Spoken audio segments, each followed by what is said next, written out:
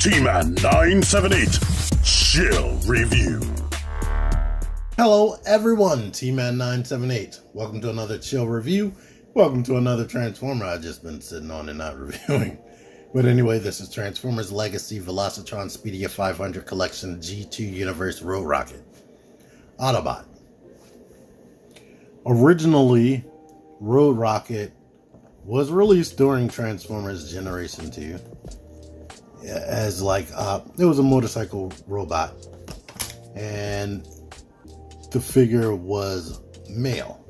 But now, as you can see by this one using RC's body as a template, Road Rocket is now female, which I learned from Rodimus Primal is a thing that they switched up the gender in the comics recently. Of course, like a lot of toy lines back in the 80s, Hasbro wanted, these were boy toys, Hasbro wanted at first every character to be male and not have any female, because people have a stigma against that, especially in the 80s.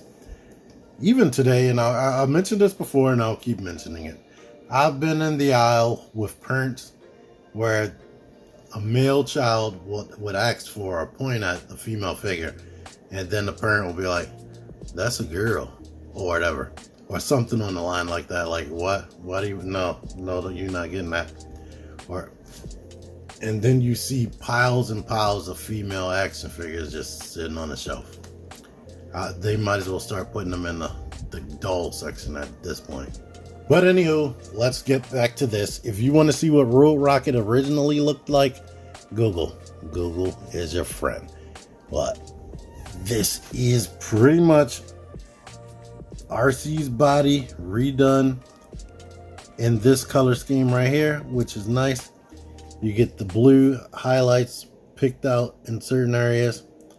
It has a new head sculpt.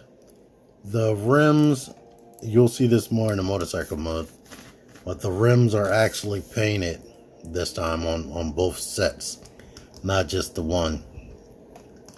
You actually don't get paint on the inside like you did for RC. And yeah, I have her little bleed things attached. I like these more than RC's because they are more of a more translucent color, and they have this painted in star in the middle, so depending on the light you can see the star a little bit more than you can see on the RC one. But together she can have it on her arm right here, or she can have it being handheld, or you can split these up again and have them being held like handheld blades like that, or something you can shoot out of them. Use your imagination. I have the front wheel attached to the back to give off that more G1 or G2, sorry, toy feel, but you can use your imagination, make it a drone, or you can do it like this and have it be some type of slingshot type gun. Let's do a close-up on the face. The head for me looks identical to the original toy and doesn't feel feminine, unfortunately. Luckily, with all that being the clear plastic, the light piping works, because if it didn't, this is what it would be looking like. So we're lucky with that. So yeah, the face definitely throws me off, because the face looks nothing. It doesn't even look like Nightbird, where it's sort of feminine. It's sort of like if they took Megatron's head, put it on a female body, and said that that's a female now. Another thing throwing me off is you can see the Autobot logo. She looks like a Decepticon to me, to be honest. To remind you, here is the articulation. The head is on a ball joint. You get a little bit of wiggle. You don't really get up and down, and it can rotate. The shoulders go out to the side. They can rotate. You get swivel at the bicep. The elbow bends only 90. The wrist actually rotates, which is great. You have a ball joint in the waist, so you can get more articulation in the waist than a lot of figures. I was mentioning with Black Arachnia here that they weren't able to do that, but it's nice that they did it here. And to remind you again, if your waist is super loose, bring it forward until it clicks. On this particular figure though, when I got this from Michael Rogers, I was not able to transform it because, let me move this. This piece right here was actually put in backward. Like I had to pop it off of the peg end point right here and reverse it. And then I was able to transform it. This piece right here still comes off easy, just like it did with RC. Maybe even easier, to be honest. This moves a bit. Doesn't really help you. Kick that out. Come forward. Come back. Thigh rotation. You get a knee bend. That's basically 90. And you get this right here. This toe, and this is one of the reasons why I kept falling over. I have the feet pinched, but you can make the feet flat. I don't know if that really helps anything. So I definitely like having it like this, where it's like at a soft stopping point. But with all the back kibble and the fact that it has heels now, that's why it wasn't so stable. And here's RC. And like I thought before, actually comparing it in hand, there are no physical mold changes. It's just paint changes. The only physical mold change is the head. And yeah, like I said, they have paint on the inside of this. We don't get that type of paint anywhere on this. They didn't paint this. And here we only get the blue strip around there. But yeah, I like Road Rocket a little bit more. Just a little bit, to be honest. Here's another female mold. My table has to be uneven. Like RC was looking taller than Road Rocket, but they're the same height. Let's bring in Bumblebee since he's here. Let's bring in Motormaster, since if they were in the same universe or whatever. The Stunticon should honestly be part of Velocitron, but they don't want to make Stunticons a Walmart exclusive. Thank goodness. I would never hear. We'd never hear the end of that. You're making the Stunticons an exclusive? Shut up. Before I make her into a bike, this is what this would look like if you didn't want to do parts forming. So parts forming is actually optional besides the weapons. Speaking of transformation, I have a review for this RC. Exact same body. I transform it from this to a bike, and from a bike to this again.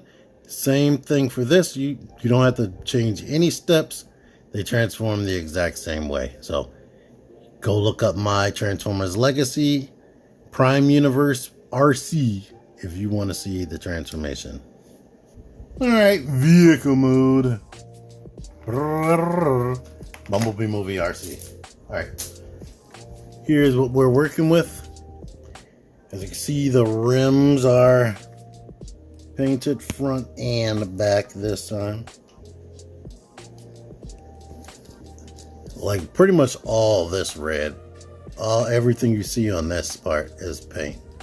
But that's blue paint, and the robot mode blue stuff is hidden mostly. Yeah, it's kind of an awkward bike. I guess this would be the seat, and it's pretty much 1/18 scale, but any 1/18 figure I put on here has been successful. You saw what RC looked like. She was good. I tried to figure in the RC video, so you can go look at that. I put a G.I. Joe in there. It looked decent enough. Same thing for this. Anything you see blue on here is paint. The robot mode stuff is down there. It doesn't have that much paint anywhere else. But they're identical, pretty much. Of course, you can store these things back here if you want. Let me show you both spots. You have it there, or I believe on the packaging they have this going this way. So that's an option. It's only real those two places in this mode right here. And robot mode, I believe she has peg holes on the bottom of the feet. So there's that. But yeah, decent bike. Getting this side fender thing to peg in is kind of annoying and difficult. This rocks a bit. Oh yeah, this rotates for turning. And because it comes off, it's just on the peg. Yeah, looks like a bike. I kind of wish maybe the hands were hidden a little bit more. You know what? I just thought about something. Since this pops off, let's exchange. That's what that looks like. We can swap pieces with RC, since they kind of match anyway, since one is blue and one is red. Come on, you. Get on there. But that's what you're working with. If you wanted to do this, let me take these blades off so it can look like a real bike instead of a fantasy. It does have this kickstand, and I guess would just be, I don't know, this detail down there. That's what that looks like. And let's let you see what RC would look like with roll rockets front. Yeah, getting this to line up is difficult even on that correct body. It seems like it doesn't want to peg in one spot or the other, but that's what that looks like if you wanted to swap that around. I kind of like this more. But yeah, Roll Rocket is nice. If you like the color scheme and anything else that I showed, you'll like her. But yeah, not a super duper duper spectacular action figure, but I like her. It's still good. I can't say it's bad. I definitely like being able to put the front wheel weapons on the back shoulders. That's cool. I kind of wish they came with a gun. That would have been nice. But yeah, I don't really like this. Comes off, and it's cool that I can have this feature right here, but I don't like that this comes off. I may go ahead and super glue the front of the bike on there, because there is literally no reason why that comes off, like at all, unless you want to do some crazy swapping like I just did. Well, yeah, good figure if you see it in Walmart. Walmart exclusive if I didn't say that. Thank you for watching this. Until next time, T-Man978 out of here. Figure action. That one's me. Join the Syndicate Toy Hunters Facebook group. Link in the description. Click the videos. Click the videos, baby. Click the videos.